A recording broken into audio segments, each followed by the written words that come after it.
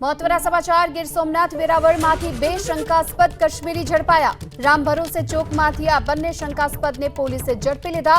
બંનેની એસઓજી પોલીસે અટકાયત કરી અને પૂછપરછ શરૂ કરી। આ બંને શંકાસ્પદ વ્યક્તિ કાશ્મીરી હોવાની પ્રાથમિક માહિતી મળી છે। જો કે આપને એ પણ જણાવી દઈએ કે 1 મહિના પહેલા પણ અહીંથી કુલ 3 કાશ્મીરી યુવકોને ઝડપી લેવામાં આવ્યા હતા। તેમની સામે ફરિયાદ દાખલ કરાઈ હતી અને આજે ફરી એક વખત વેરાવળમાંથી બે શંકાસ્પદ કાશ્મીરીને ઝડપી પાડવામાં આવ્યા છે।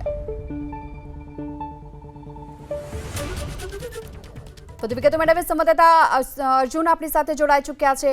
અર્જુન, હાલમાં તો એસઓજી પોલીસે આ જે બે શખ્સો છે તેને ઝડપી અને તપાસ હાથ ધરી છે, તેને શું વિગતો મળી રહી છે?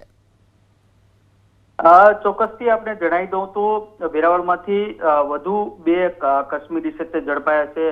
1 મહિના પહેલા જ ઉનાના એક મરીના મસ્જિદમાંથી કાશ્મીરીઓ છે તે ઝડપાયા હતા। ત્યારબાદ ગીર સોમનાથ પોલીસે પણ અલગ અલગ દિશાઓની અંદર તપાસ કરી હતી અને ત્યારે વેરાવળમાંથી પણ શંકાસ્પદ કાશ્મીરીઓ ત્યારે પણ ઝડપાયા હતા અને ફરી બે કાશ્મીરીઓ છે તે વેરાવળ રામ ભરોસા ચોકડી જે કહેવાય છે ત્યાંથી ઝડપાયા છે।